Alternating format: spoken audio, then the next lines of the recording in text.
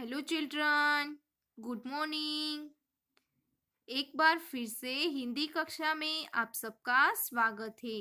आज हम हिंदी वर्कशीट में चैप्टर नंबर 7.2 उसमें नीचे यहाँ पर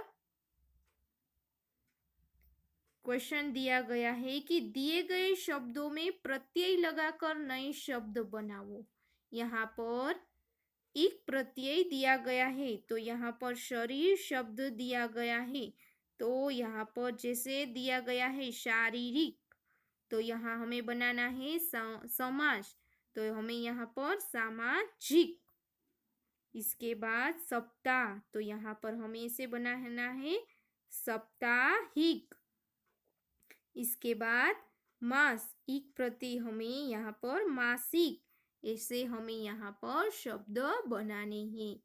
इसके बाद हीन प्रत्यय दिया गया है, जैसे दृष्टिहीन, ज्ञानहीन, कर्महीन, भक्तिहीन। मैंने आपको बोला था कि जो पठित गद्यांश है वह आपको होमवर्क में करने हैं, क्योंकि जो पठित गद्यांश है वह आपने चैप्टर पढ़े हैं उनमें से ही लिया गया है, इसलिए हम अपठित गद्यांश से वही पढ़ेंगे। ओके बच्चों। Chapter number 7.3 अपठित गद्यांश।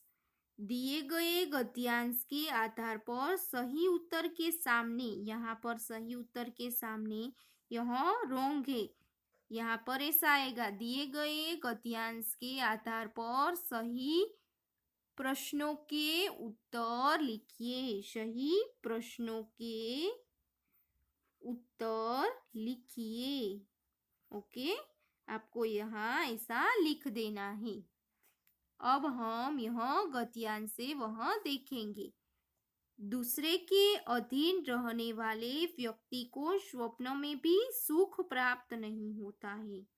दूसरों के अधीन यानी कि दूसरों की सहायता से दूसरों पर आधार रखने वाले लोग होते हैं, उनको स्वप्न में भी सुख नहीं प्राप्त होता है।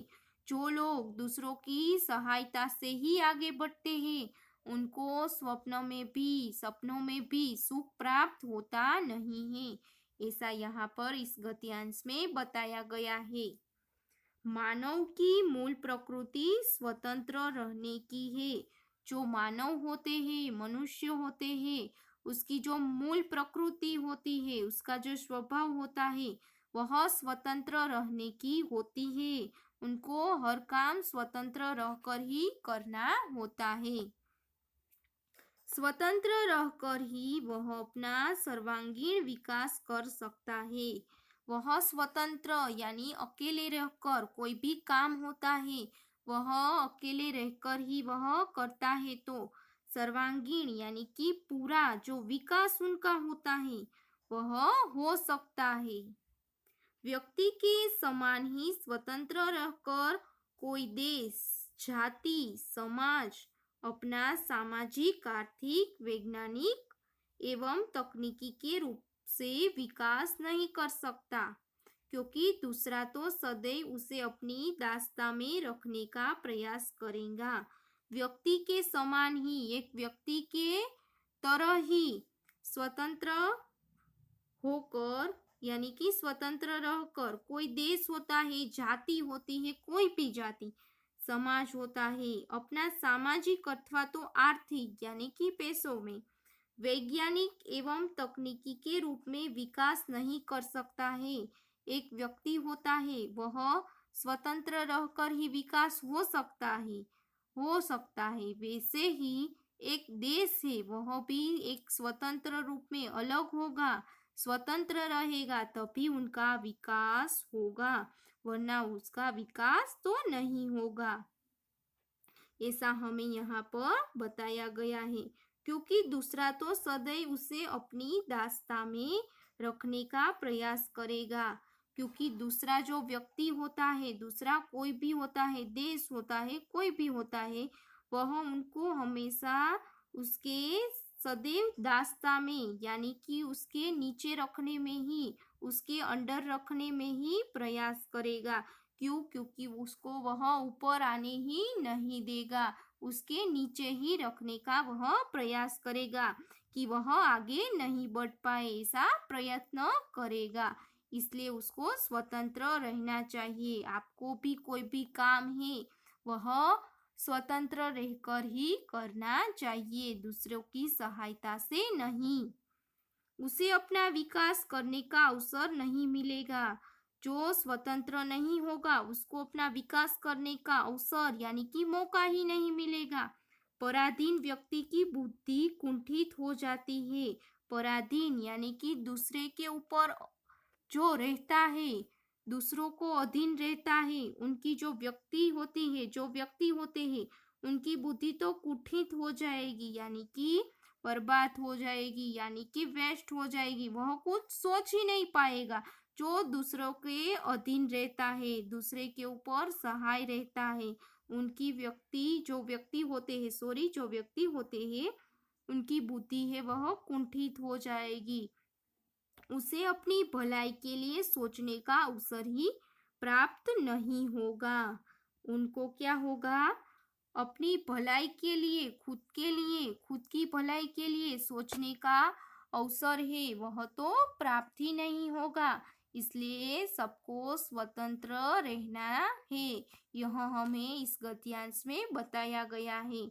उसे कभी सुख शांति प्राप्त नहीं हो सकती। जो व्यक्ति स्वतंत्र नहीं होगा उसे कभी सुख और शांति है वह भी प्राप्त नहीं हो सकती। क्यों? क्योंकि वह दूसरों के ऊपर ही, दूसरों के अधीन ही रहेगा, इसलिए उसे सुख शांति प्राप्त नहीं होगी। अतः मनुष्य को सदैव स्वतंत्र बने रहने का प्रयास करना चाहिए। अतः यानी कि इसलिए मनुष्य को सदैव यानी कि हमेशा स्वतंत्र रहने का प्रयास करना चाहिए। ओके, आपको भी हमेशा स्वतंत्र रहने का ही प्रयास करना चाहिए, प्रयत्न करना चाहिए। अब हम इसके नीचे जो क्वेश्चन आंसर दिए गए हैं उसको हम देखेंगे। फर्स्ट वन, कैसे लोगों को स्वप्न में भी सुख प्राप्त नहीं होता? हमने यहाँ पर गद्यांश में देखा कि दूसरों के अधीन रहने वाले लोगों को स्वप्न में भी सुख प्राप्त नहीं होता है। सेकंड वन, मानव की मूल प्रकृति क्या है? उसका उत्तर है मानव की मूल प्रकृति स्वतंत्र रहने की है। मानव की जो मूल प्रकृति है, स्वभाव है, वह क्या है? तो वह स्वतंत्र रहने की है। थर्ड वन, कैसे व्यक्ति की बुद्धि कुंठित हो जाती है? यानी कि उसका उत्तर होगा पराधीन व्यक्ति की बुद्धि कुंठित हो जाती है। इसके नीचे क्वेश्चन आंसर विलोम शब्द लिखो। विदेश, तो उसका विलोम शब्द होगा विदेश। सेकंड वन, भलाई, तो उसका विलोम होगा बुराई। थर्ड वन, सुख, तो उसका विलोम शब्द दुख। फोर्थ वन, शांति, तो उसका विलोम अशांति।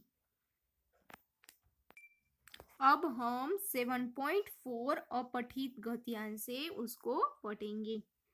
दिए गए गद्यांश के आधार पर सही उत्तर के सामने राइट, यह रॉन्ग है, तो सही प्रश्नों के उत्तर लिखिए। सही प्रश्नों के उत्तर लिखिए, आपको यहाँ पर ऐसा लिख देना है। ओके, दिए गए गद्यांश के आधार पर सही प्रश्नों के उत्तर लिखिए।